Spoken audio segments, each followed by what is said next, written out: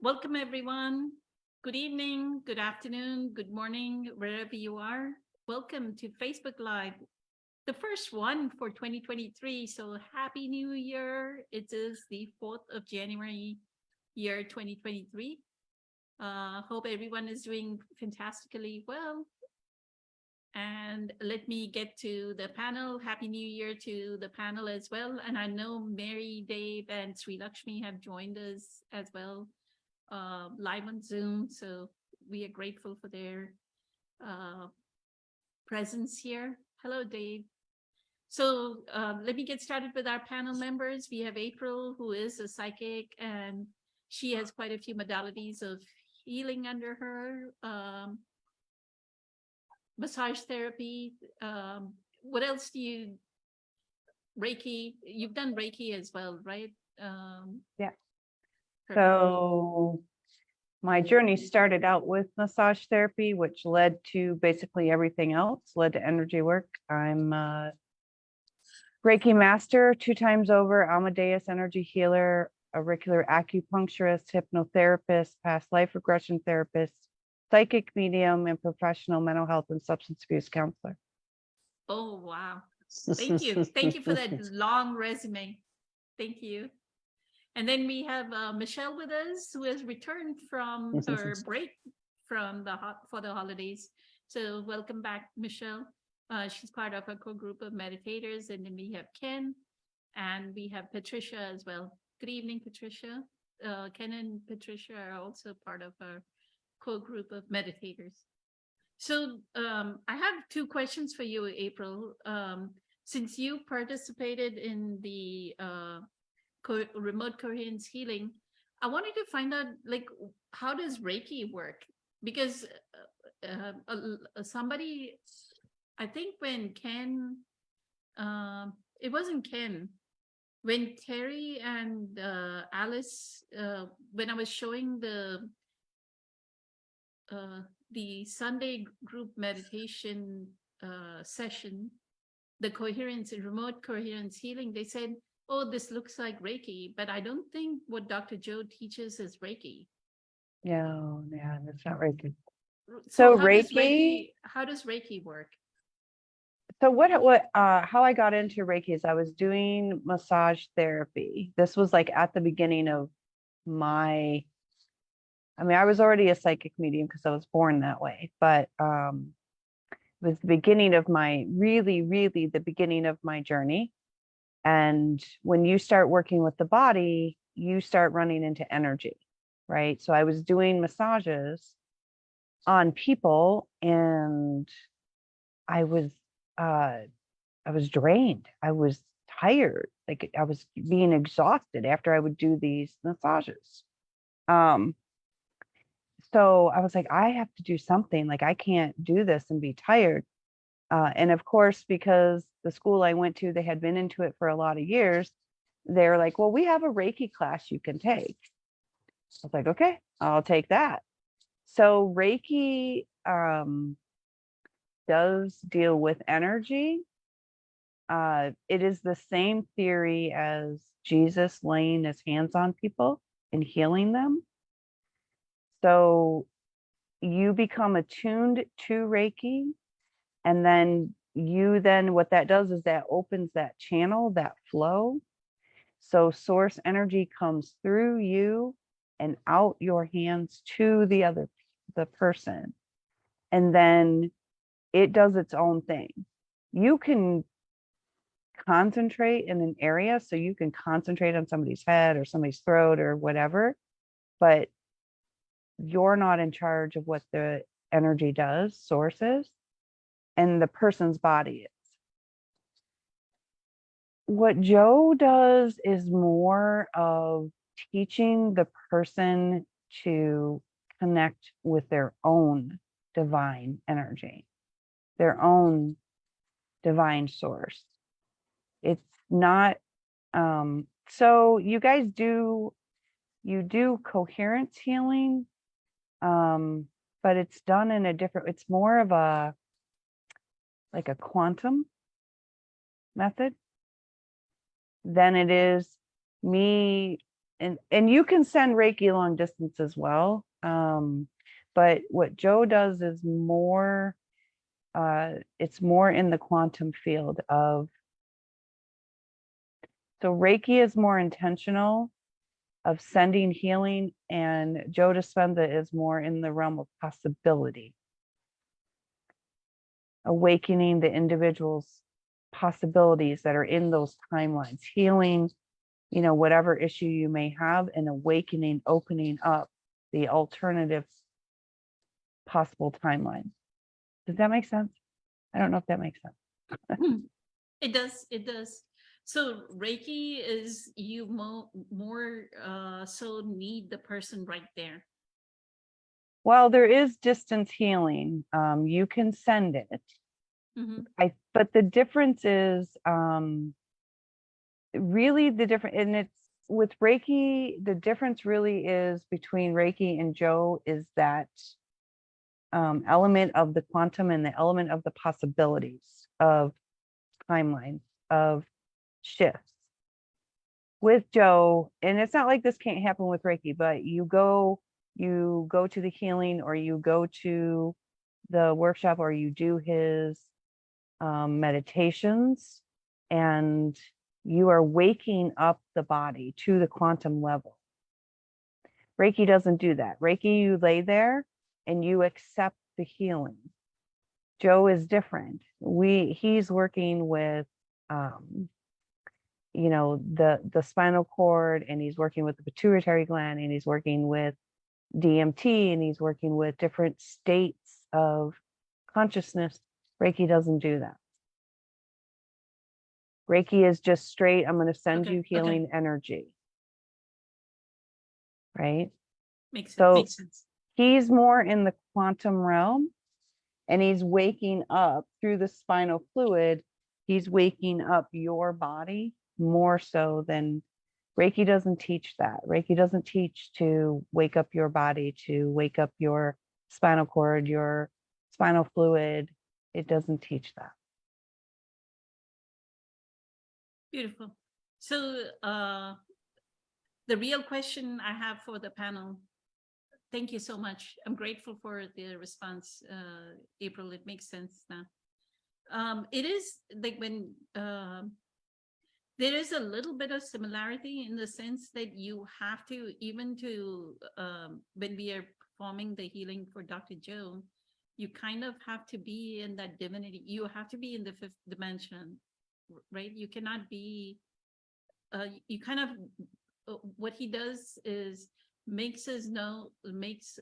trains us to get into a heart coherence. Like the moment we hear the music and his guidance, we get into this heart coherence, and all we are sending is that energy of love, that unconditional love, right?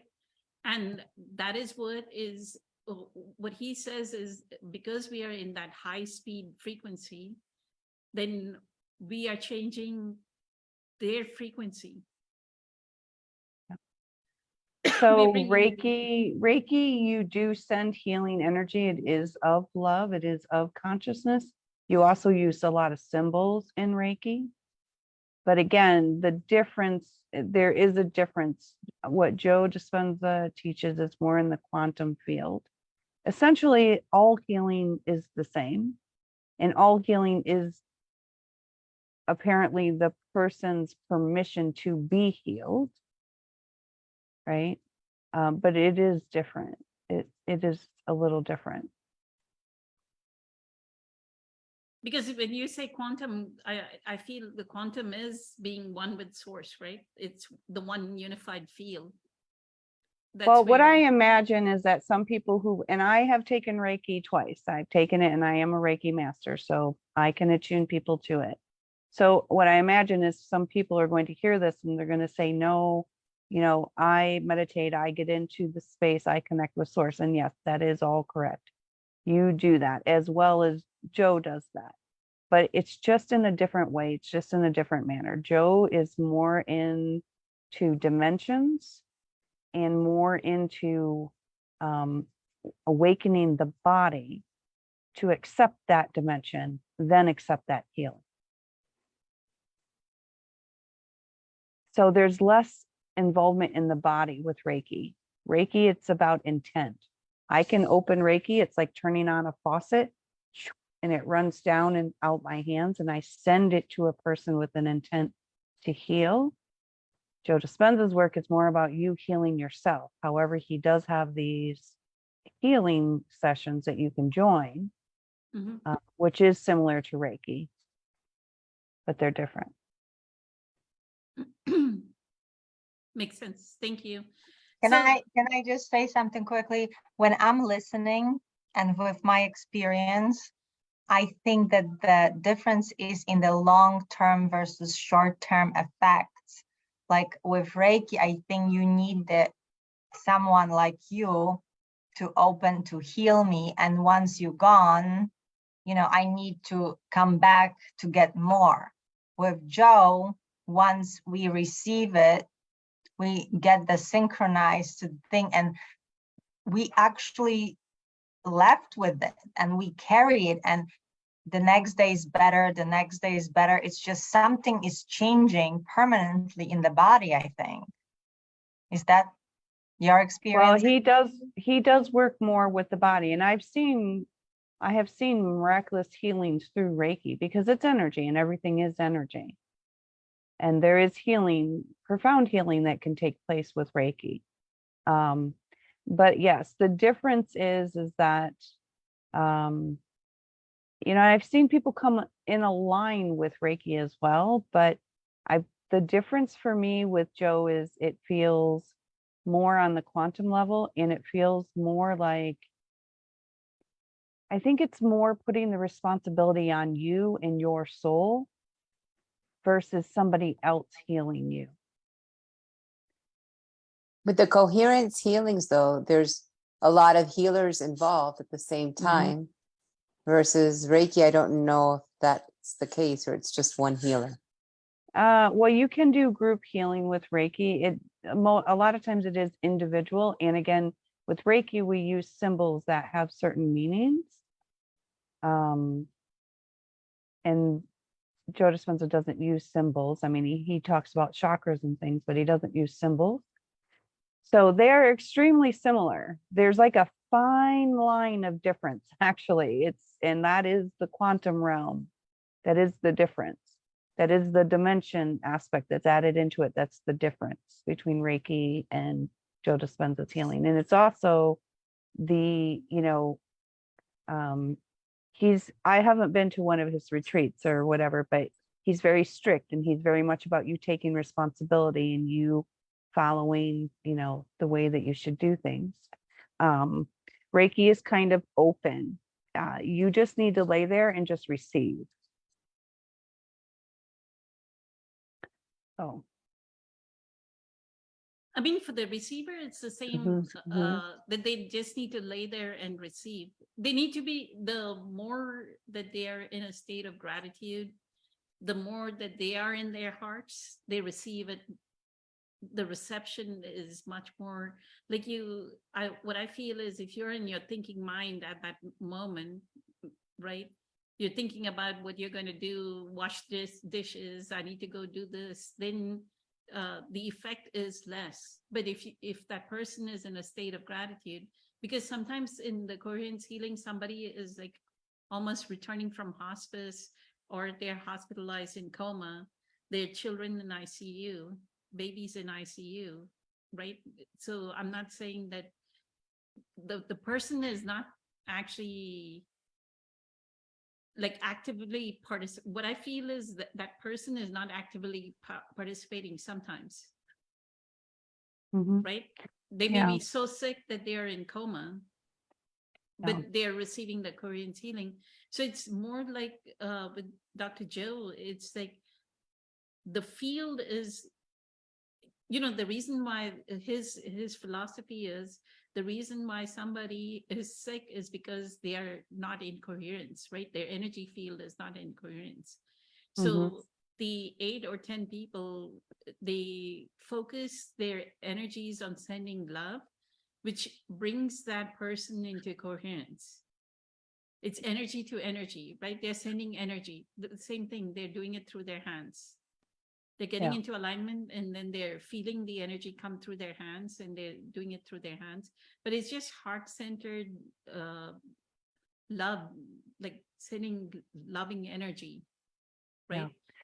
I would say that they're extremely similar, and there's just a very fine line that makes them a little bit different. They're both a healing modality, and your intent is the most important part. Your Right. intent with, where you are, like you said, in your heart, connected to source. And can you share with us how did you feel after the second session? Because we were actually at the same session on Yeah. yeah. the So last- when I've experienced Reiki, and Reiki can be extremely powerful, and it can be very, very healing. And then I took a training called Amadeus, which is energy healing, and that to me was like 1,000 times stronger than Reiki. But I had the privilege of, there was the Indians that it came from, which are out of Brazil, the teacher, and then the teacher gave it to this lady named Beth, and Beth gave it to me. So I was very close to the original source. Reiki has been passed around and passed around and passed around and passed around. So, and then this healing with Joe,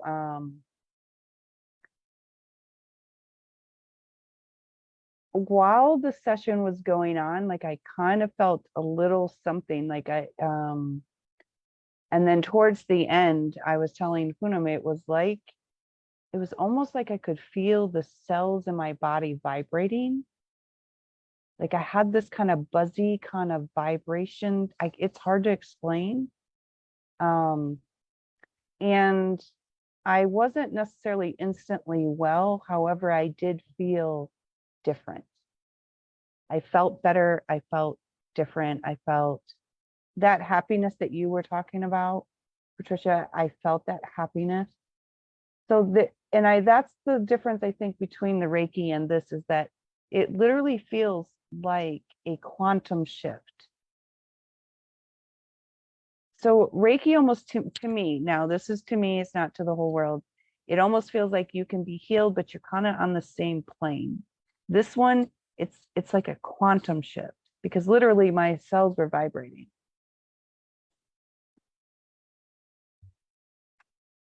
Awesome. So Okay, let's get to thank the you. panel's question. The question that I had was somebody I heard on another, I was watching a YouTube video and this question came up as how do we figure out, and I know people have asked before, Patricia has asked before, how do we figure out what is our lesson or soul lesson for this lifetime?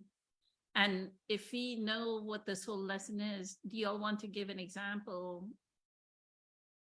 of your personal lesson so that people can understand? So how do you figure out what is your soul lesson for this lifetime?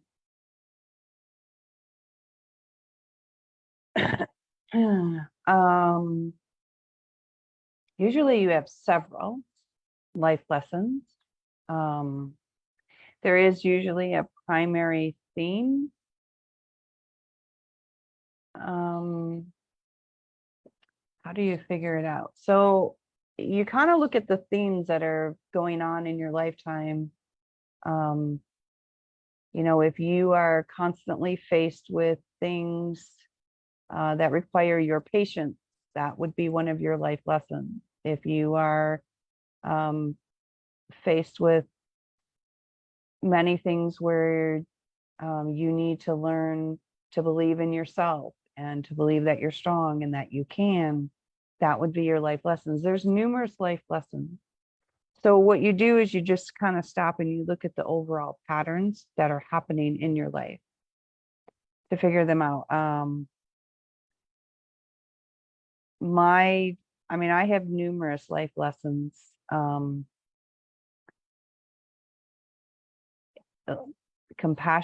compassion.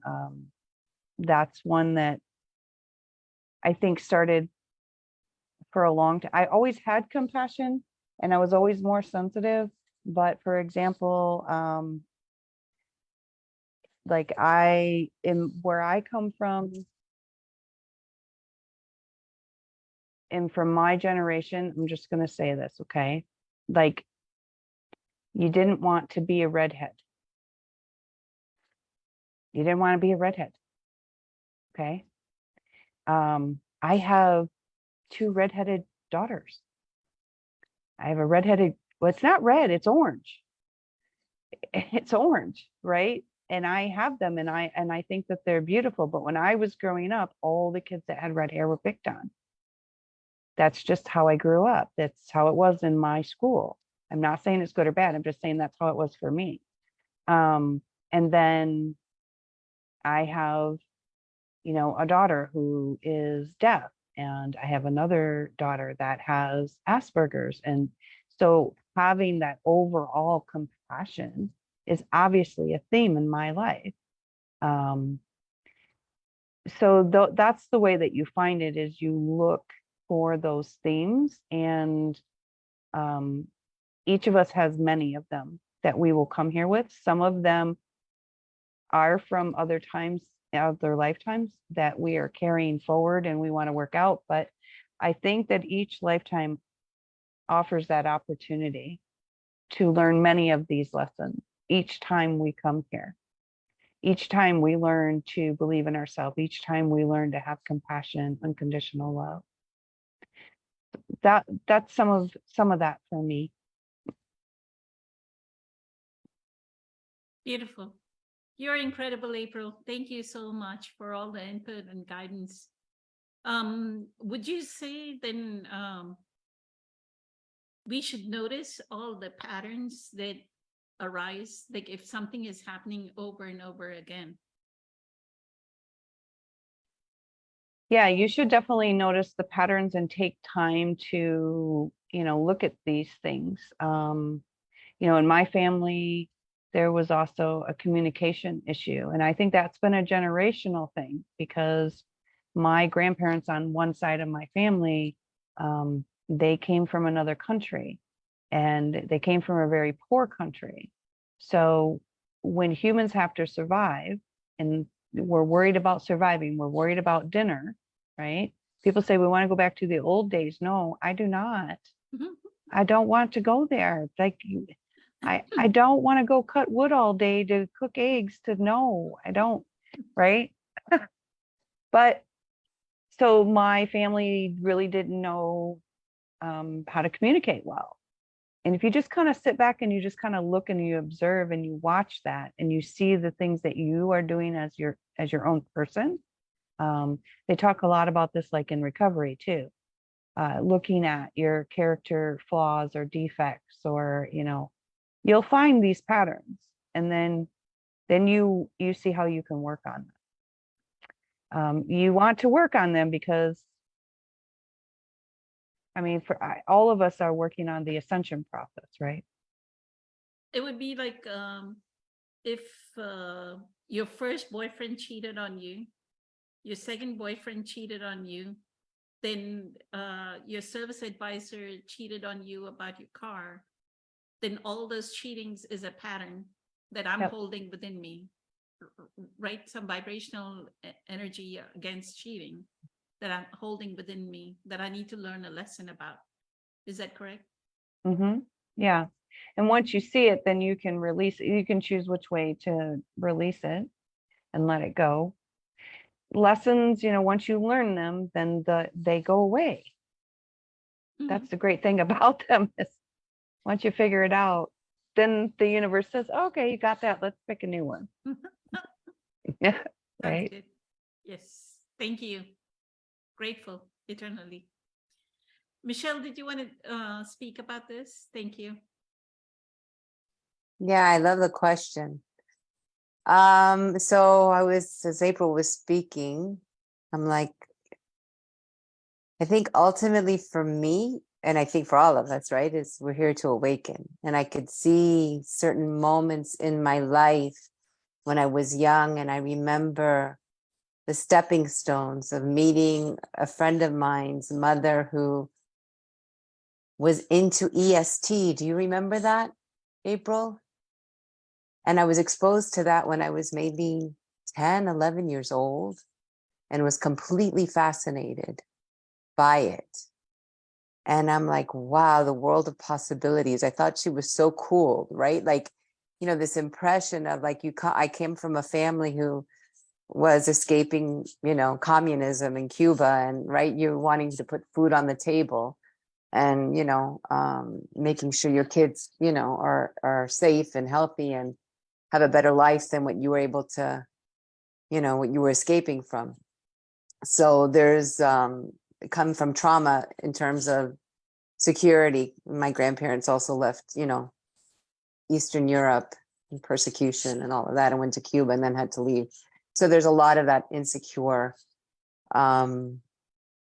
just survival in play in the family of origin. So when I was exposed to this, I was never very religious or anything, but it always fascinated me. And then I always ended up meeting people that were dabbling into these mystical realms and different types of forms of connecting with God. And even when I was learning about high school evolution, right? I mean, and not high school, in elementary school, right? 6th grade, learning about evolution and Darwin and creation versus evolution. And I always thought, you know, why does it have to be one or the other? Why couldn't it be kind of a hand in hand type of thing? Like there's something bigger at play here than what we want to.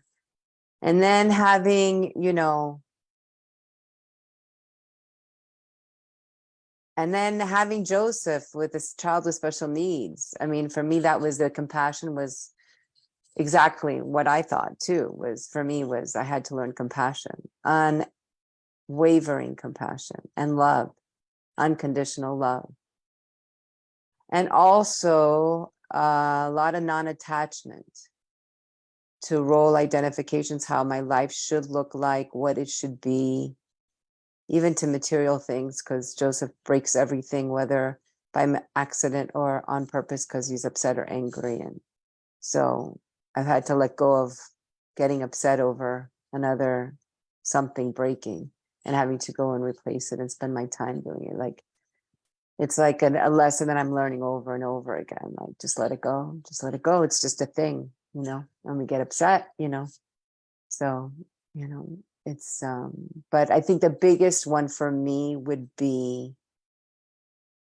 compassion, that unwavering compassion towards not only my son, but that also filters out to anybody that's having any challenges or anything, their life situation, or however they may be reacting to something.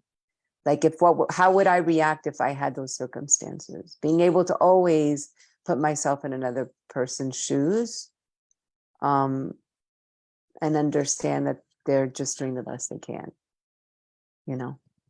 And to me, it was really obvious. It was not something that I had to dig for to find out like what my soul lesson. It was obvious. I mean, it was a glaring example. For me, I have like no doubt. I mean, intuitively, you kind of know. I don't know. At least that's my experience. So, thank you. It also is one more thing about it, Michelle, is with you, it would be like, you know, like for my mother, I was a very extremely good student. Like I topped my university in my first year of engineering, and I was very good. Like I was first in class, so she could always say, "Look, my children are so brilliant, right? My girl is at top of her class." But with you, you don't have that. You cannot build that identity. No, no. Right? You cannot say, look at Joseph, he's so it almost is like stripping a mother of that identity of deriving their sense of self from the child. Completely. Right? Completely. It's like you're nude, you're naked in front of society, like totally vulnerable to like, I remember seeing my nephew graduate from high school Joseph may have been, I don't know, 10, 11, maybe 9, Mhm. and sitting in that graduation, and I was crying because I knew that he wouldn't be going off to university. Like that was my plan. Like I had like a savings already started when he was like 2 months old. Like just Mhm. that was the road, right? That was just the road. There was like no question. Mhm. I mean, it was like a totally like the poem says. I don't know if you've heard the poem "Welcome to Holland." You think you're going to Italy, but no, you're not going to Italy. So you're going a totally different direction, and it takes a lot of time to sort through that grief of not being, knowing that your experience is not going to be the experience of most people. I have to be able to say no to certain invitations because it's too overwhelming, or people want me to do something and I'm like, I can't, or I can for a little bit, or I can't fully participate in everything, right? So it's like being okay with that. And that took a long time.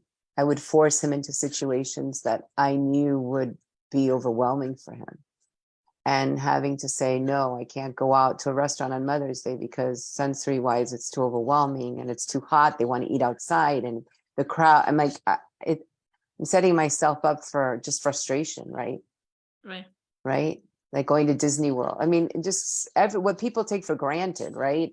Mhm. For me, it was just like, I have to short circuit it and I have to find a different way to thrive in a different way of living, just a quieter way. And like that wasn't where I come from. It was just about celebrations, and it was in some ways very superficial, right? Like, the next wedding or the next party or the next, like, bar mitzvah, or it was like, it was like that's what they were.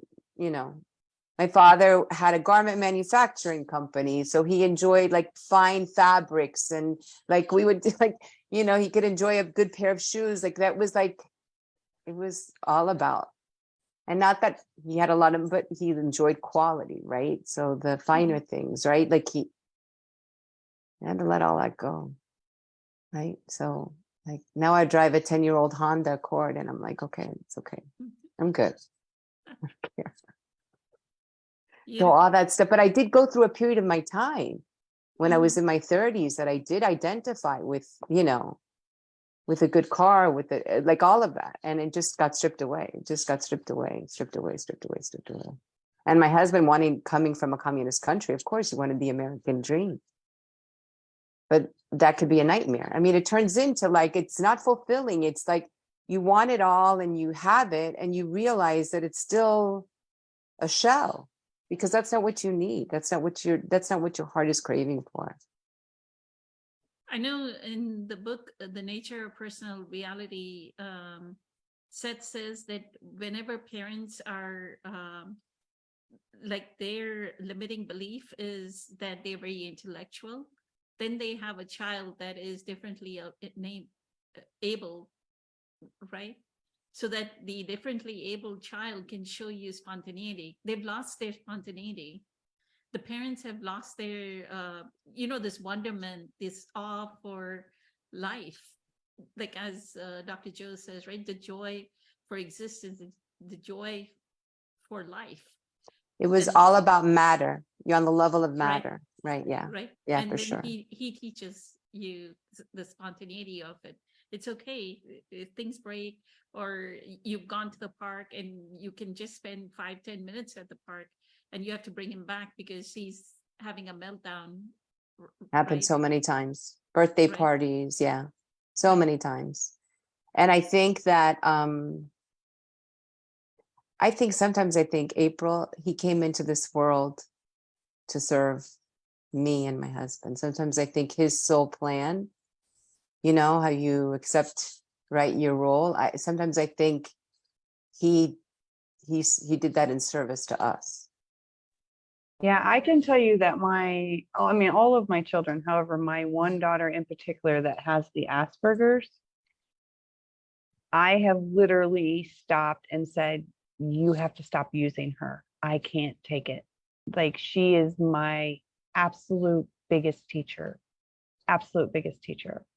And all the things that you have just mentioned, I have experienced, and especially like with identifying, we're taught to identify with our roles Mhm. in this world. And that's a huge lesson for all of us. The biggest lesson, one of the biggest lessons that also is, she, so she, my daughter was like the biggest fairy on the planet. Like, I literally couldn't buy enough sparkle in the world. And then, like, all of a sudden the next day it was, don't touch me, don't talk to me. Everything was no longer sparkle. And she was upset, and I was trying to console her and talk to her and, try to make her happy, feel better. She wasn't having it. And I was listening to this podcast with Bentatino Massaro, and this person came up and they said that they were hurting because they could not love somebody else. And I thought, that is the most ridiculous thing I've ever heard. You can love somebody else, right? And he's like, no, you cannot love somebody else unless they allow you to love them.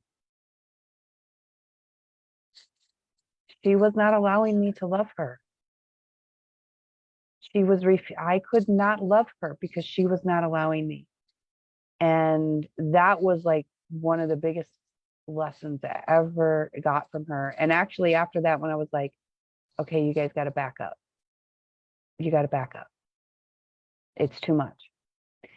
And I learned that from her. Nobody can love me unless I let them love me. And you cannot love somebody else unless they allow you to. So it's a side note from our topic. But I think you can love them. It's that, can they receive the love? Because the love comes from your heart. So you can express your love towards them. But Yeah. She can would they not let me receive love it? her. No. Yeah. She would not let me love her. I still loved her. Yes. She couldn't receive it.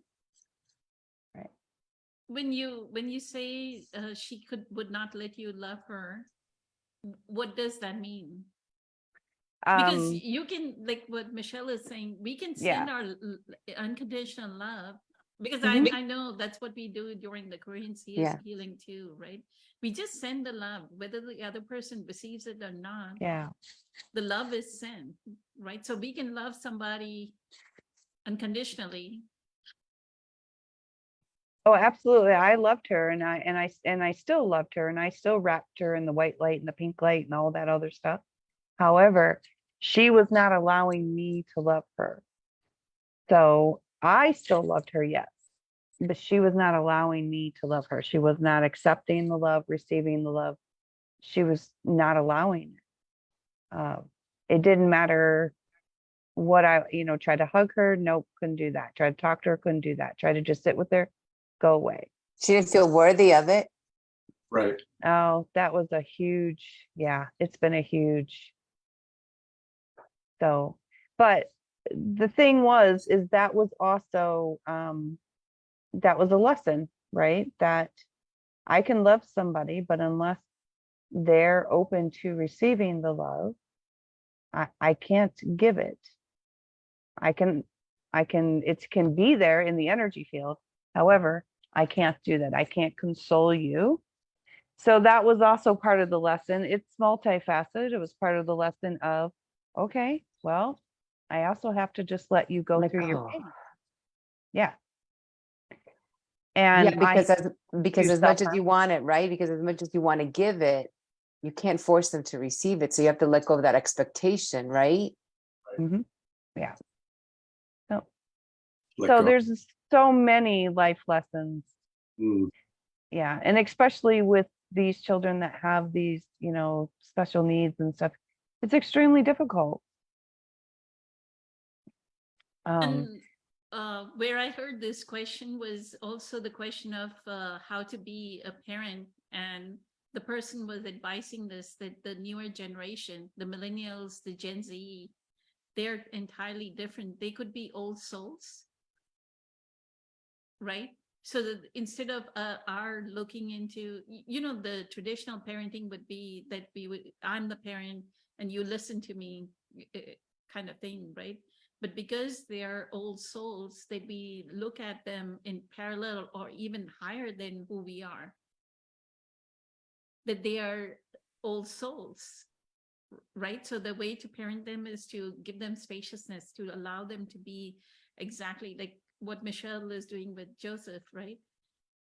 However you are, and I'm going to allow you to be exactly how you are. I don't want you to conform to what, and these are the what they were talking about during this talk, was that these are the people that will not go to the traditional schools, that will break out of the traditional schools. They are the non-conformists, right? These are the children that are the non-conformists. I've seen that with my son itself, that he didn't want to go to school. Like as soon as he graduated high school, he didn't want to go to college. He did community college for a year and a half before he went to traditional college. That's how millennials are. Like they don't want to conform, right? And they have other methods. There are so many, like you can learn so much online, right? Like Dean Graziosi, Patricia, Francesca, and I have a joint mastermind, right? Dean Graziosi says that there's so many different alternative ways of learning these days, online learning, that they have so much more capacity. It's no longer the traditional get into kindergarten or get into first grade, then go 1, 2, 3, 4, go 18 years, and then go to college, do the, what is it called, 10 plus 2 plus 4 plus the 16 years of education. You don't need to do that. You can just do self-learning, right? Self-education. Well, I think, like she said, that was another thing that I had to let go of was, you don't realize when you, so it's another life lesson, especially with this generation you're talking about. I had to let go of, well, they're going to grow up and they're going to go to school and they're going to graduate and they're going to go to college and they're going to da-da-da and they're going to do all these things. This one child in particular, she's definitely an older soul. She's definitely Mhm. been sent here to teach me Mhm. to, like, please just stop. And I do think it's all, to break these patterns. That I don't know what the answer is to our education, but I do know it's not working. Mhm. And I So- don't think it's working well for this generation. Exactly. So you almost have to go, almost have to turn your limiting belief that you need the person to go through the 10 plus 2 plus 4 plus, then do their master's and a PhD, right? Do their bachelor's, they do their PhD, and then go into corporate America and get like a high paying job. No, these people are gig economy. They can go to DoorDash, be DoorDashers. They can go Uber drive and be Uber drivers. They can just go YouTube, be a YouTube influencer and earn money that way. Right? How Yeah. many millennials are doing the YouTube thing and being YouTube influencers? So, Yeah, that's insane for, right? So yeah. they have so many options. They don't have the traditional, oh, I need to, like for me, and I was discussing this with my best friend, like you were saying, April, like out of poverty, especially in a third world country, right? The only option is education. Right? My mom did not have money even to pay for our tuition. She took us out of private school and put us in what is called public school system here, right? Where the government pays, like it's almost tuition free kind of thing. And it's like we didn't have money for clothes. So the only line of sight that you can see is let me get an education where I'll get a higher paying job, where I know, like, if I do my engineering, that I'll get a higher paying job, and that'll take me out of this poverty of not having clothes. I'm wearing hand-me-down clothes. I don't have clothes. I'm going to engineering school. I'm wearing somebody else's clothes, right? And you know, that I can't even afford clothes. And even my tuition, I was actually, it was unheard of at that time. Like, people, normally parents would allow their children, like, would pay for their tuition. My mom said, no, I don't have money for your tuition. So I would come back and tutor like a group of little kids, like first graders, second graders, and earn my tuition that way. All my engineering, I paid my tuition myself. So, which is quite unheard of in India at my age, which is like 20. Now I think people earn, like, some of the West, or the way America has moved to India. So people, younger kids have started earning money. So let me go to Ken, and thank you, April and Michelle. That was incredible. Ken, you want to talk about what are the lessons? Yes, no, this is a beautiful topic. And to me, I feel like I've felt this for a long time, you know, because my question years ago is, why is everything happening the way it is? Why am I here? And to me, it's to get to a higher level of consciousness, and it's to know God. And it's to break the patterns, and realizing that it goes back to our spirit picked our parents and picked our family of origin and where we're going to live and what we're going to work through. I do feel like we have contracts, just a lot what April was saying. We have many, many, many lessons. And to me, learning to follow our intuition and realizing, you know, now get out of our head, and realizing, you know, the heart is what it's all about. It's about love. And I can see definitely patterns in my own life that I've gone over and over and over. And for me, it was learning to love myself.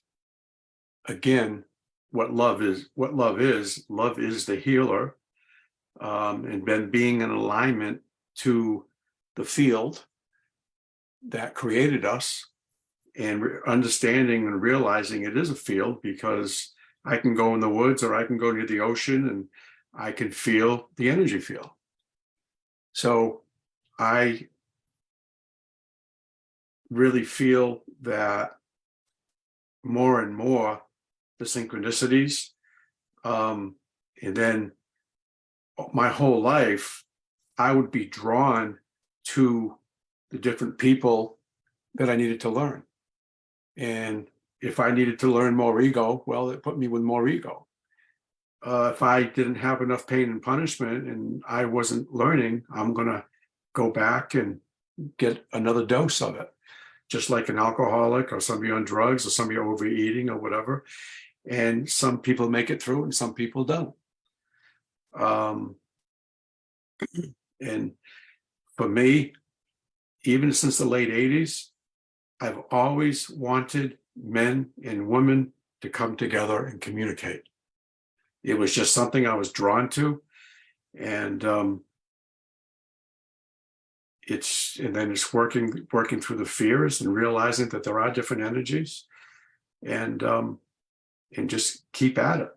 And I get up every morning and I say, thank you. I'm grateful.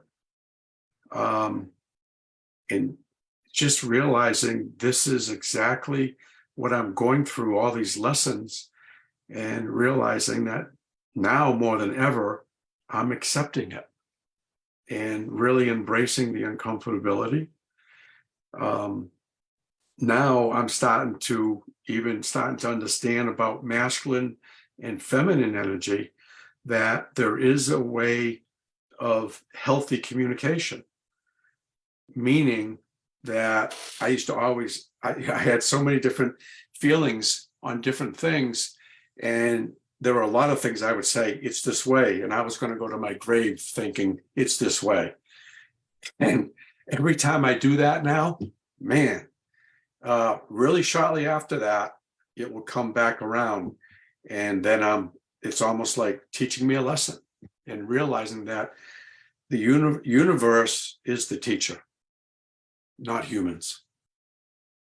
And the information that I've gathered, I have seen so many times that it's a bunch of lies, a bunch of illusions of what I'm learning through, I want to say, if I listen to human way of living, and more let go. And I think our younger generation in many ways are seeing things and understanding things. And I'm not so apt to be critical or judgmental. And I'm learning, I call it a new language. And that new language is love. And it is a frequency. So there are different energies. I've known for a long time that there's something about energy, because I started asking questions 30, 40 years ago.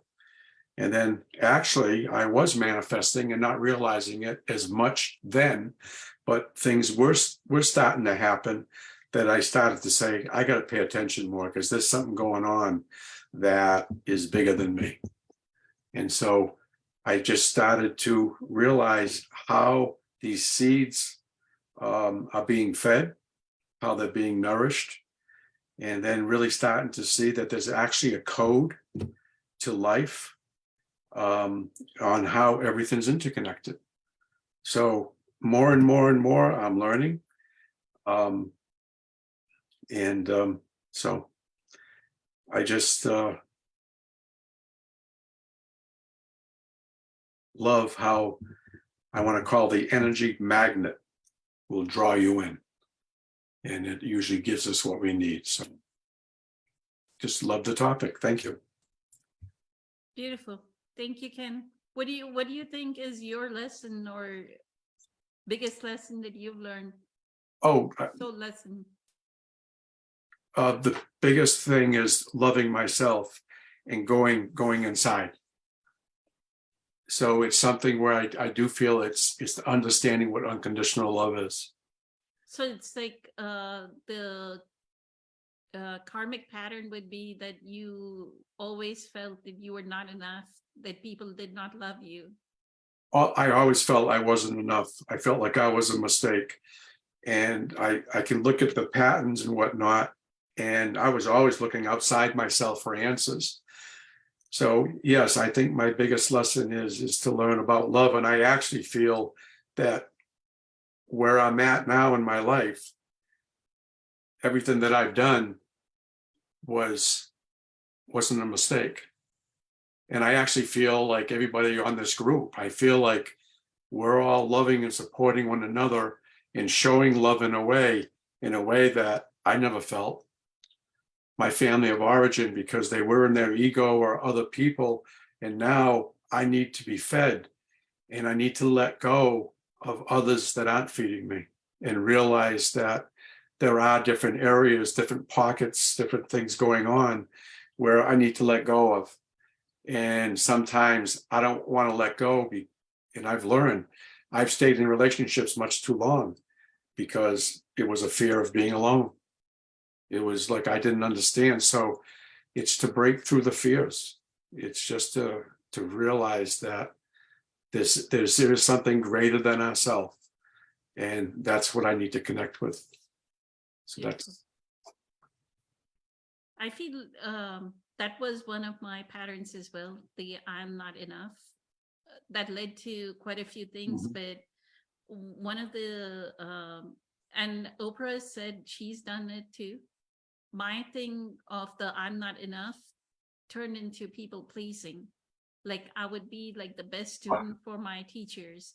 I would be the best kid for my mother, right? Like I would be the most behaved. She took us somewhere outside. I would be the most properly dressed and best. Like she would have two kids that were like the best dressed kids, not knowing that we just had two outfits, right, to be that best dressed.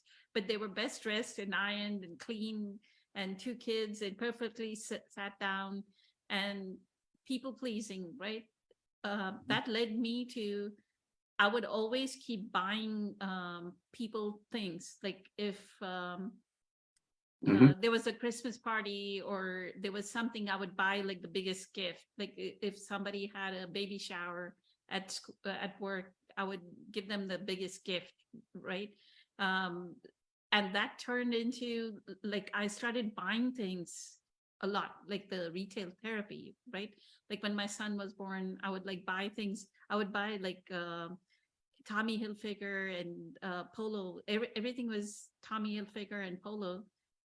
And he's like a baby. And then somebody at work finally pointed out, you're buying that for yourself. You're not buying it for him. He's a baby. He doesn't Right. even understand that he's wearing Polo, right? Right. So then ultimately in 2012, when I had my financial loss, right, is when that pattern got broken because I didn't have money. Right. I couldn't do that people pleasing anymore. Right? Buying things for other people, I could not, even in other people, I would give a lot of charity. Like my babysitter's son had leukemia. So I gave her $1,000, like just so that she would have some money. Like, you know, they cannot work, right? So they need like, so I just gave her money so that she would be sustained for a month or so. It was that kind of giving. Like, it's not for myself. It was giving, but I know it came from not what Dr. Joe says, right? When you give from a place of abundance, right? In that giving is the receiving. It's totally different. The giving has to be with the right intention. When you give from a place of abundance, that giving has a different level of energy. And so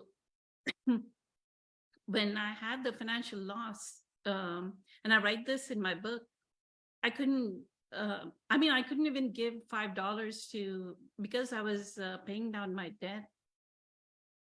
My paycheck already, they would cut down the debt collector thing, they would already cut down whatever, right? So I would literally have like, I would go paycheck to paycheck. Sometimes I would just have $20 in the bank or $40 in the bank. So it's not even like I could give $5 to the homeless person, right? Feel good about myself giving $5 to a homeless person.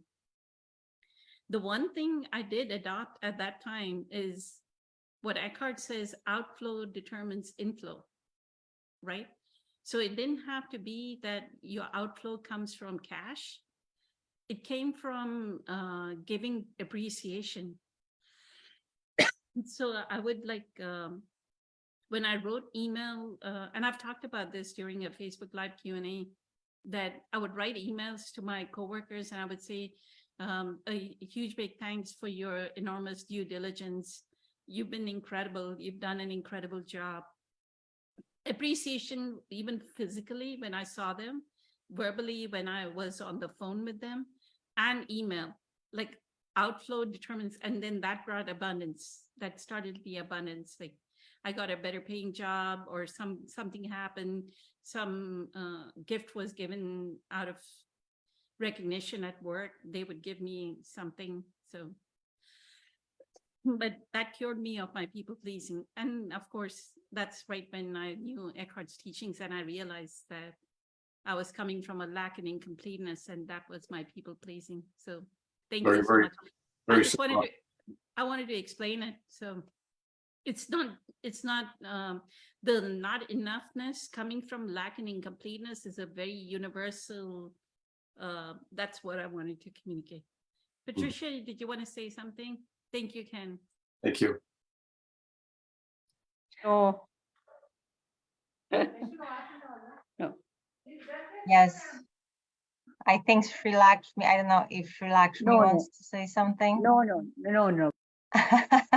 Because you are on not mute, so.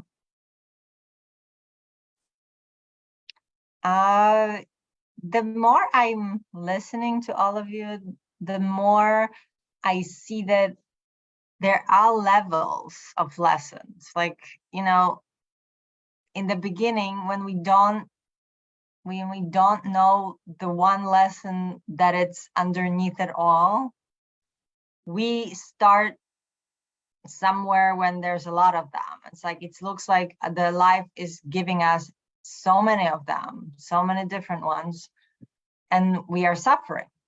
And we're trying to control when we're young to prove ourselves and fix different areas, you know, our love life, our careers, you know, then the family stuff, then, you know, our bodies. So, but then the older we get, it's like the lessons kind of seem to narrow down into a pattern.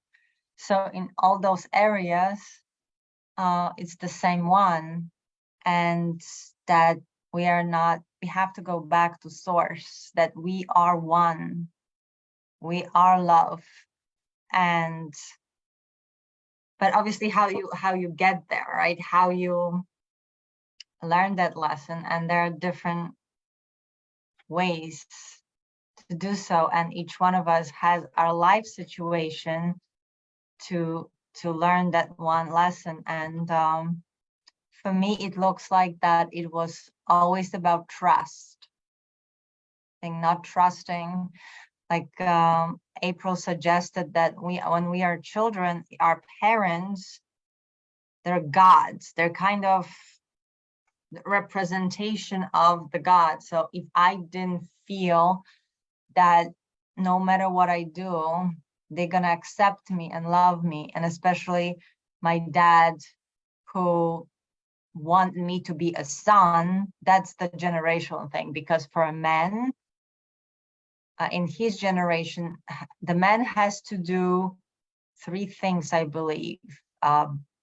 Plant a tree, build a house, and have a son. And I heard it's like, otherwise, so when I was born and I was the first, he was disappointed. And I was like screwed, because no matter what I did, basically, I couldn't get it right. So, but I did try. In school, I was the 8th student, you know, everything, and math especially, because he also was an engineer. So as a girl, you know, I was trying to please him, but I didn't do it. I actually did it in a very unpleasant for him way, because I fought with him. I rebelled. Like, I was so defiant, because I said, I'm gonna do it on my own.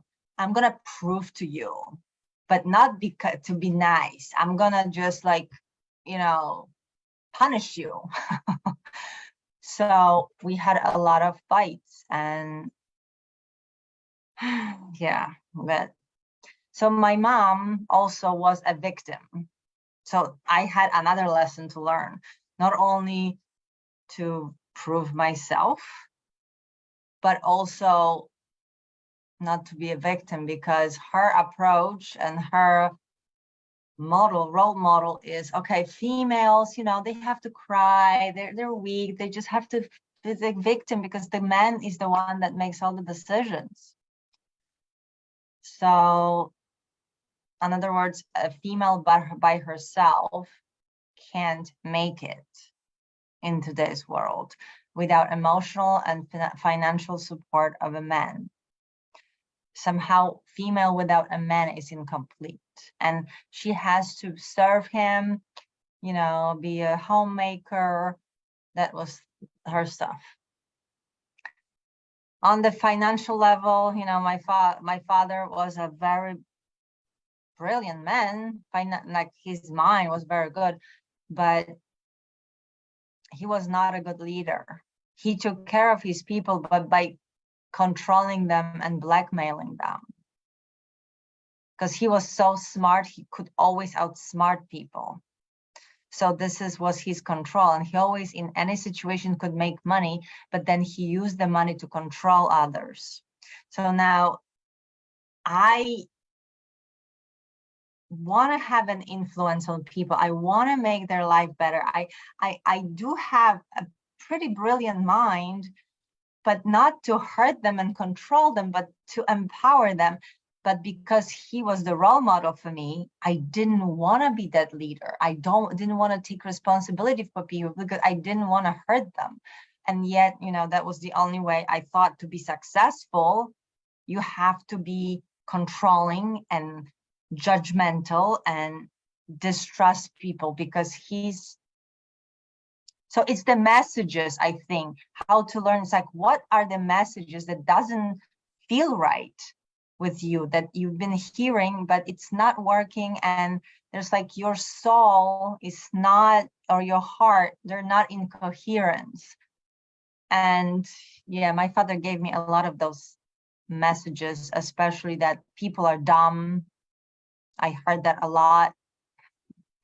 They're just like, they want to take advantage of you. It's like the lack of trust was the theme for me, that the universe loves you, and the universe is a friendly place, and you can just let go and be loving, and that's enough. Like, you don't have to control people and get their money, or give them. It's like the whole thing, big lesson for me. And also the fact that I can do it on my own, that I'm full and complete. I don't need someone else from the outside to love me, to tell me that I'm worthy. And that's also was my lesson when everybody was leaving me. And then I freaked out the more, and that brought up my victim identification. That's like, no matter what I did, no matter how great I was in school, no matter what a great wife, no matter what a great mother I was, it was not enough. And I really, try. And another lesson, so trust, acceptance, I think, of who I am, and just knowing that I don't have to do anything to be who I am. Just it's enough that I'm just be my authentic self. Don't have to be perfectionist. Another lesson is patience. And that's actually a word for this year. So it came up again. But that is, I think it's it's almost the same as trust, because for me, patience is trusting that the universe will take care of me, that the life takes care of life. So if I, with alignment with life, being that cooperative component of life, or knowing that I'm life, that what's there to worry, and I don't have to beg for anybody's approval, love, because I can just be happy, and then they're naturally come to me. But I'm not being happy for them to come back. I'm just being happy because being happy is my nature. And taking, I think also understanding that Michelle always says it's like honoring the humanness. So I'm here, I have my body, I'm here with other people, there's nature. So just each one of those things is a miracle. I mean, other people are also have those divine sparkles in them, and that idea of namaste, and seeing everyone as that, instead of, when I was growing up, it was constant comparing and judging and criticism. Who is better? Who is worse? How can I, judge them, or they will judge me? It's like, oh my God, it was a nightmare. So I think that the way you're learning your lesson is when it hurts the most. And it's just not going away. No matter how hard you try, if you do it the wrong way, obviously, not being aligned with source. So yes, there's a lot of lessons, but they're all ultimately bring to one to actually feel that oneness and unconditional love with life, with everything around us. And what other lessons? I don't know. Do you think, Poonam, that I have any more lessons? Because I keep discovering more and more. But I do think that trying to control everything just to feel secure and safe in the universe also goes to I didn't trust anybody. I didn't trust life. I didn't trust that I'll be okay if I don't have all these people to help me, either or decide for me, which was my father, then my husband, then my boss. It's like, even, and that's why the previous job ended, because he was the biggest teacher to me, because he said, Patricia, you are a leader. Why aren't you leading? Because my idea of leading was that horrible, hothead, controlling, authoritarian way of leading. And it's like, I don't want to be that. But in order to have a success, you have to have that muscular energy. So, but he wasn't that way, but I just didn't trust it. I didn't trust that if I become myself and just that loving, trusting person, that everybody will take advantage of me. So I can't do that. So I just didn't. And also with men, I think each one of us, the relationships are huge, huge lessons, assignments, I guess, to learn. And I picked up a man to marry that I thought was completely opposite from my dad, which he himself was looking for the approval from his father, which was narcissistic as well. So I thought I was stronger, so I'm gonna fix him just to prove that I can. And that didn't work. So yeah, just acceptance and trust. And I'm still on it, so patience and patience this year is big one, because I still feel that even towards God and towards source, I have that attitude. It's like, look, I'm doing everything. I'm on a diet, so I'm respecting my body, who is my what is like vessel, for this life. I'm meditating, so I'm taking care of my body, and it's like, look at me, I'm taking care of my daughter, I'm working, I'm like, look at me, love me, because I'm doing all this stuff. When will you see, it's getting me, I see it, I feel it. When will you reward me for being a good girl? Again, yeah, it's coming up still, so that's me. Thank you. And the reward will not come, excuse me, until the lesson, like the struggle. And this is what I learned, right? When we are still in that phase of a struggle, that means our soul, like Dr. Jill in Walking Meditation 6 says, turn your lights on. Turn your lights on. Turn your lights of your presence on. I feel that's what he's saying. Turn your lights on, right? And know that there is something still within me that needs to learn a lesson, even though there are so many changes, right? There still is some lesson that needs to be learned. And until you make that breakthrough, right? Until you make that quantum shift of what that lesson is, the abundance will not come. I don't know if I mean, you will be sustained by life. You know that, right? So far, it has sustained you over and over again. But until you make that shift, and one of the things would be is this charge, and I think April may be able to speak about this charge against your dad, the emotional charge that you have about how your dad was. You have to lose it.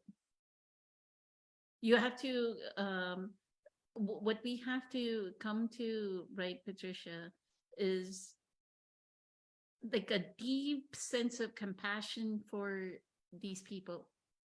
Like I have a deep sense of compassion for my mom who has passed away. Mm. Deep sense of compassion for how, and I actually explained this to my cousin. Like my mom's sister, my cousin is the daughter of my mom's sister, right? Even she did not know how our grandmother used to be. So the deep compassion that they could not, your father could not have been any different than what he was, being raised the way he was. The generational trauma that he experienced. Imagine how his father would have brought him up, right?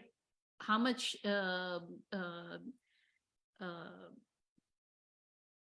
fight and flight, we are in this sense of fight and flight.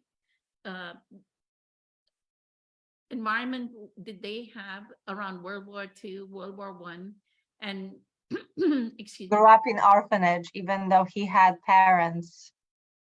He grew up in our look at how much of a fight flight energy is he in, right? He's steeped in it. And then he's passing it on to you. Right? Right. He's showing, so until we come to a deep sense of compassion, so then that's the lesson that you have to learn, that and his patterns will be in you. Like you were saying, your last job, that you were trying to control people exactly like how he was gained this. And that's what we discussed during the group meditation, right? That you need to embrace femininity, be the gentler, softer, kinder person, bring that gentleness, softness, kindness, because that is how the more you take that charge out, then you're learning the lesson that your father, we were born, like Ken said, we were born to these parents. Our soul chose these parents, right? You wanted to learn this lesson. This lesson was that in spite of that father, look at me, now I know unconditional love. I can do a meditation and be one with source and know of unconditional love. Whatever that journey was perfect for me, but this is what I have learned. This is yeah, this is exactly, yes, my journey. And I have moments of just understanding it and loving it. But then there is still that another layer that I'm only doing it to get his approval, not for me, not for greater understanding. But the life even put him, he is such bipolar, he wouldn't even get to Skype or WhatsApp to say hello. So I can't even say that I'm different. There's nothing I can do. So I feel that. But why do you have this charge about him that he needs to understand you? Why do you have that charge? Look at how much charge you have, the way you express this. Right. Because I feel that I'm one with him. So if I embrace the fact, like if I feel one with each one of you, it's like, we all like one together.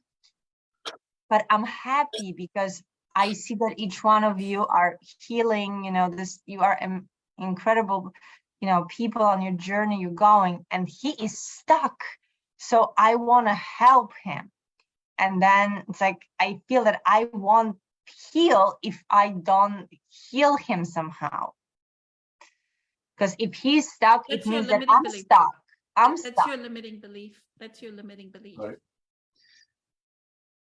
Like my April- brother is stuck. My brother, I want to help my brother. He refuses. It's like, Those are oh no, But I'm let that go. Let that go. It's not your job to heal them. It's only your job to heal yourself. That's it. And in doing that, you never know where that leads for them. Focus on your own healing. April, you wanted to say something? You were nodding. I know you guys are right. I just don't know how, I think, to do it. Because how you feel oneness with everybody and then just kind of saying, okay, I'll take care of myself and not think of everybody. It's like, Because we are one with everybody. That's true. That is true. We are one with everybody. And when you look at each person, and that was another thing that I really had to work on, was when I look at somebody in this concept of one, I'm looking at myself, right? So that is true. However, each person is their own soul on their own journey. And it is not your job to save the planet. It's not your job to save your brother, your sister, your neighbor. It's not your job to save your coworkers. It is your job to heal and to emulate healing, to display oneness, to show love.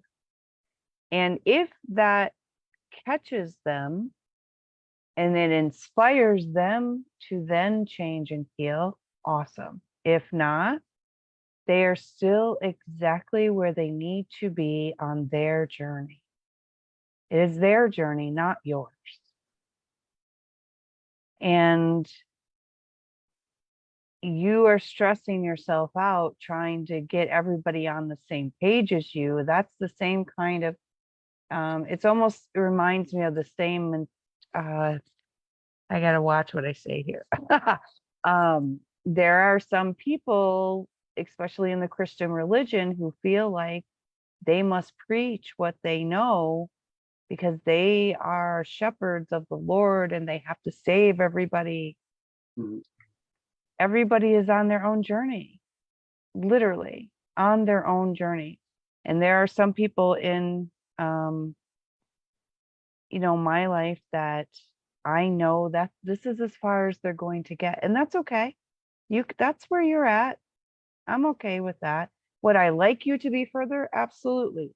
But for whatever reason, either it's not your time, your soul's not ready, maybe you're too damaged. That's as far as you're going to get. It's okay. You'll come back 1,000 more times. I, however, don't want to have any contracts with you. But my dad is not fully well, and this is as well as he's going to get. That's it. He's not going any farther.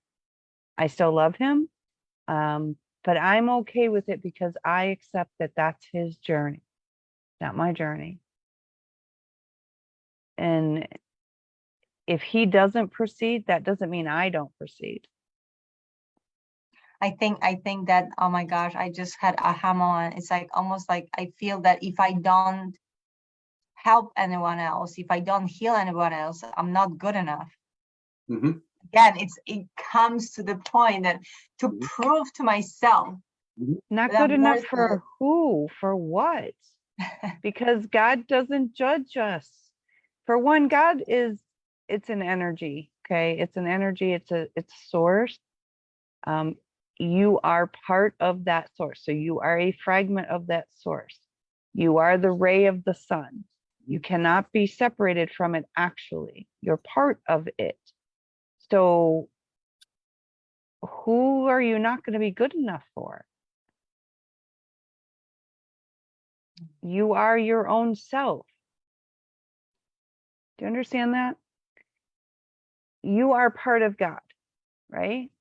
I don't think So I don't think I feel it and trust it that's the case. So I still trying to well, prove who it. are you part of then? Where'd you come from? There's only one source. Where'd you come from? So if I'm the sun, right, and I've got my rays out, I got my arm out, okay, and this arm is just not as far out as this arm, do I say bad arm?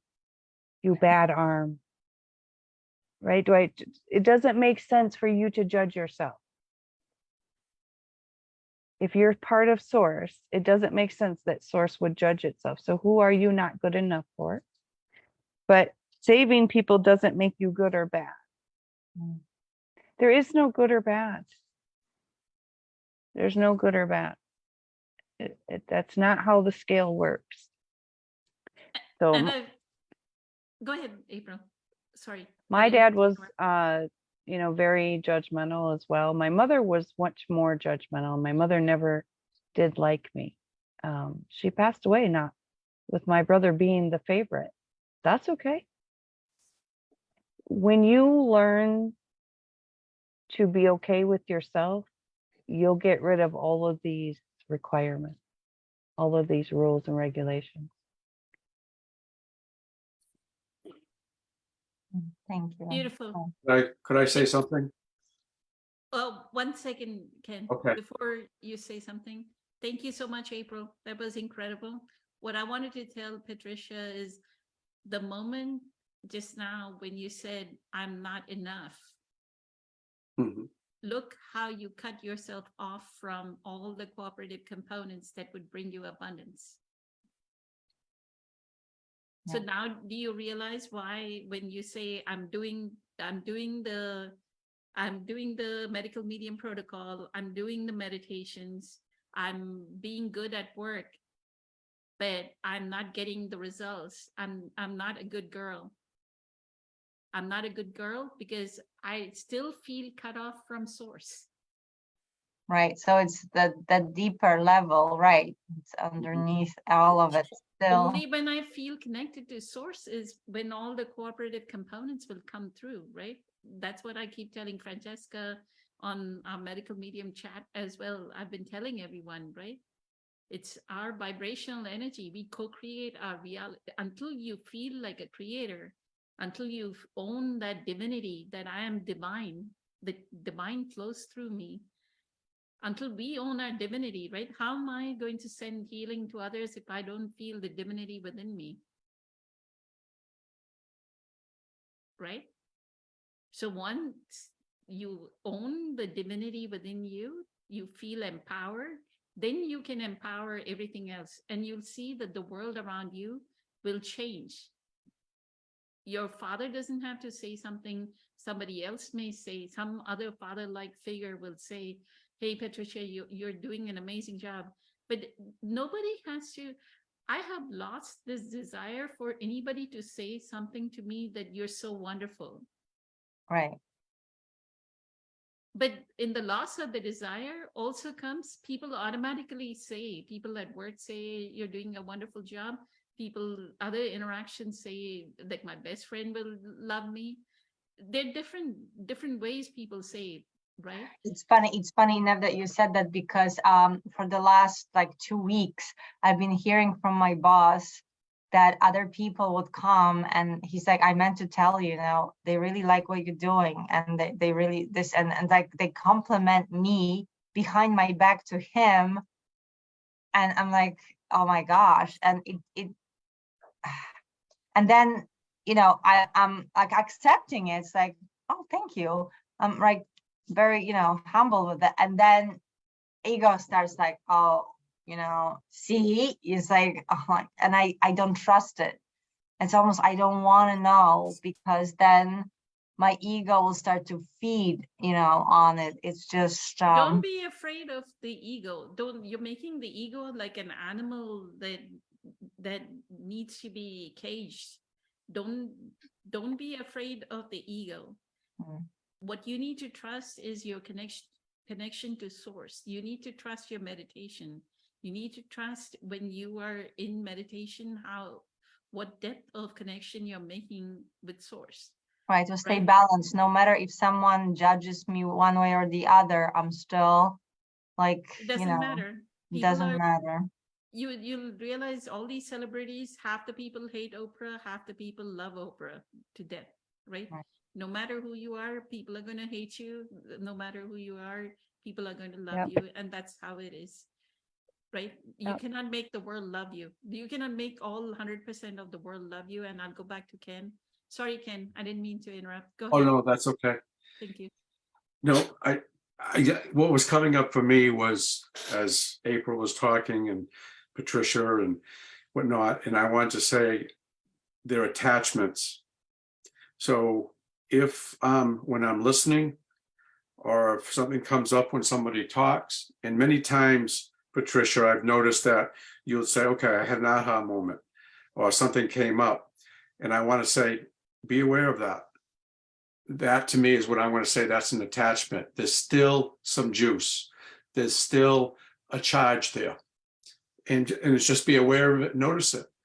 And when those things would come up for myself, I would say, okay, that's my stuff. That's mine.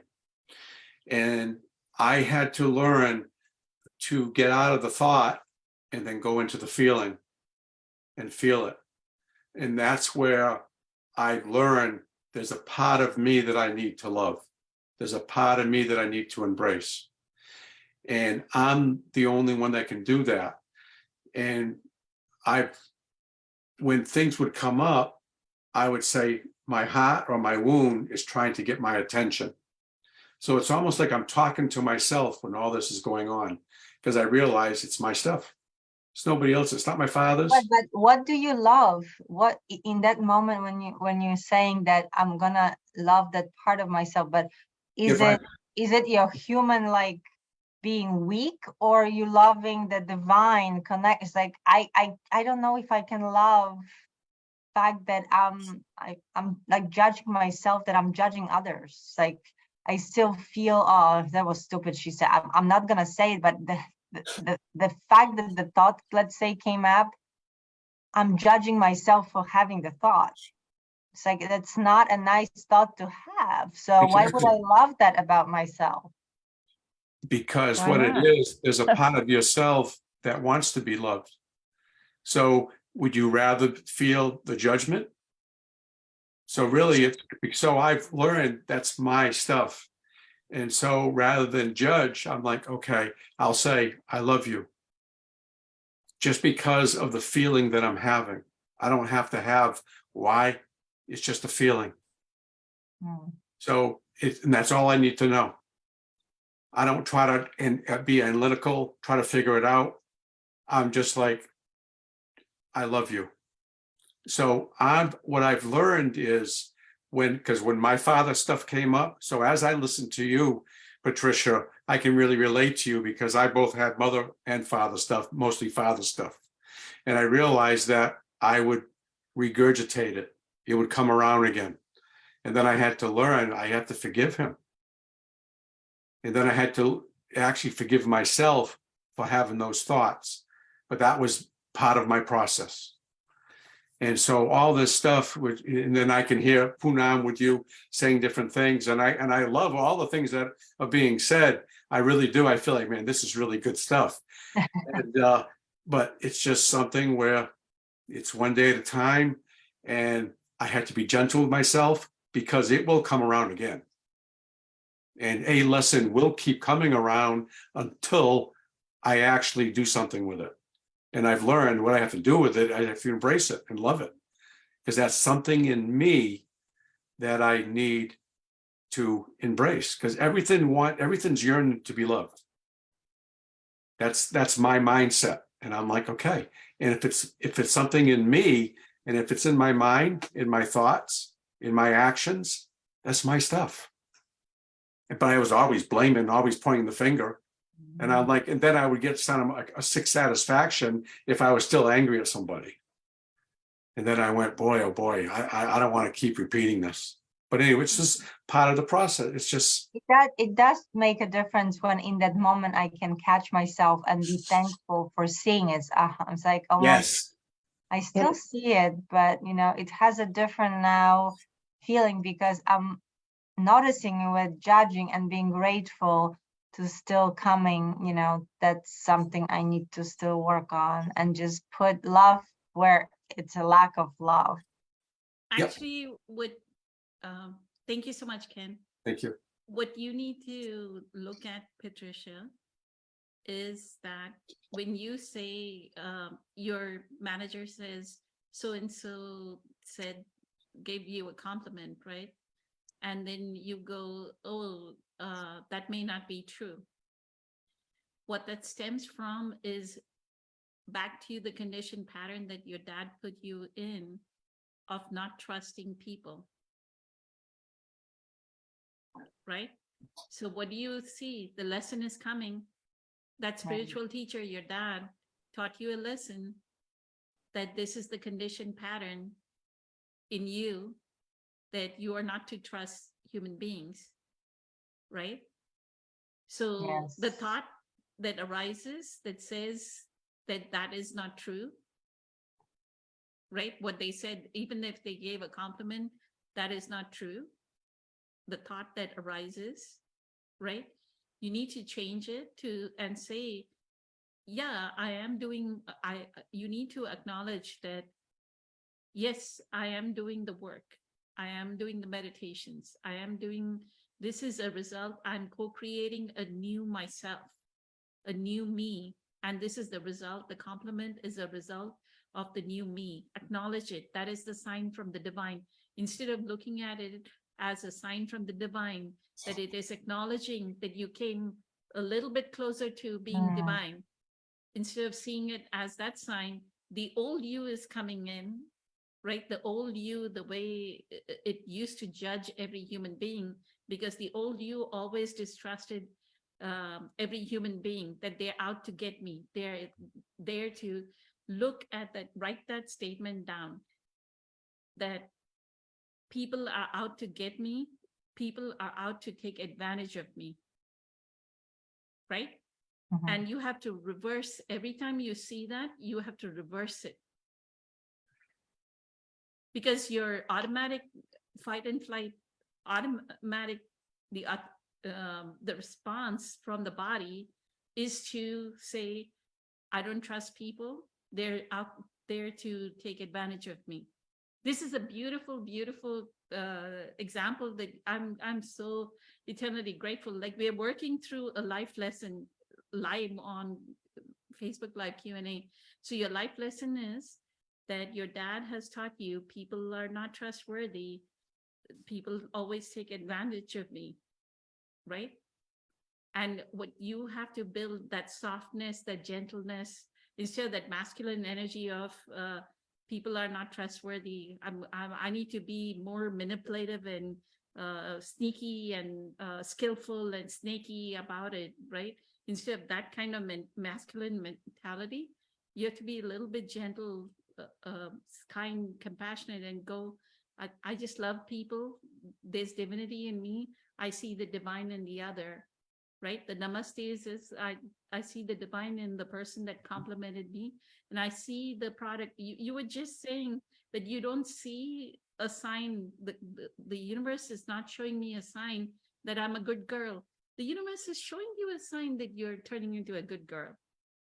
People are complimenting you, but you're the one out of your old conditioning, and that's your old self. That is the old self that needs to be changed. So that's why, when Dr. Joe says that you're in a new body, in a whole new time, in a whole new environment, make sure my old self is used to that people take advantage of me, and people are not to be trusted. So even though you think that a person is not trustworthy, go ahead and do it, right? Like, people say, oh, I won't give this $5 to a homeless person. They'll just go drink alcohol with it, right? I could give $5 to sometimes I give $20 to a homeless person. Yeah, let them drink whatever. I'm not going to make that judgment. Like Eckhart says, right? Don't label. Right. Maybe they will go eat some food and do something else with that $20. But I will go ahead and give that money. I'm not the one that's going to make the narrative, right? All the narratives drop. There's so many people that will not give to homeless people because of that reason. They'll say, oh, they just, human beings have a lot of chitter chatter. I've stopped the chitter chatter. Mm. Just if that moment I saw that person and I felt like I need to take something out of my purse and give them, I'll give them. But you know what? I actually said something that I want to take back, because I do feel rewards, because the rewards are, my heart is peaceful.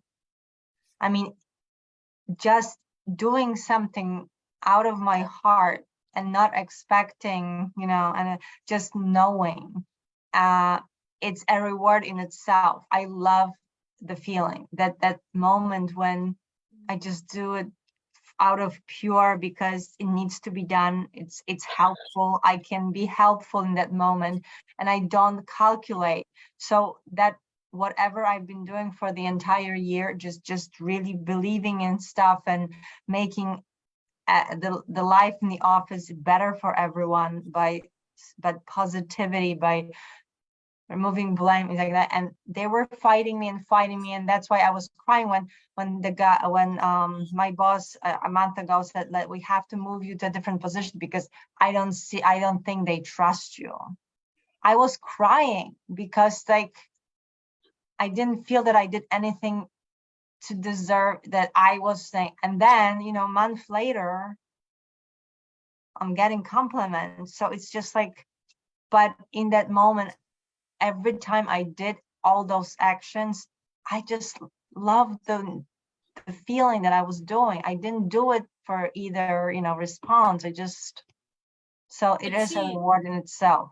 in a month, what changed was you started a dedicated meditation practice, right? You got your remote coherence healing past 2-3 weeks.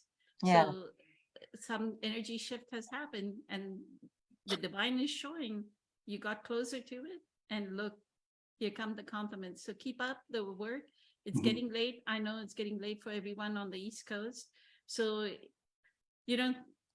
eternally grateful to all of you for choosing your divinity over your humanity. I know so many people were not able to show up. So thank you. And I want to just thank you to whoever asked that question, because it almost turned out that I hope we helped you with answering, but you also helped me tremendously today, because again, I felt like it was a session for me as well. Beautiful. Thank you. Thank you. Thank you, Okay. April, Michelle, you. Ken, and Yeah, Lakshmi thank you. Bye. and Patricia. Thank Grateful. you. Many blessings. Have a good Much night. love. Bye. Thank you. Bye-bye.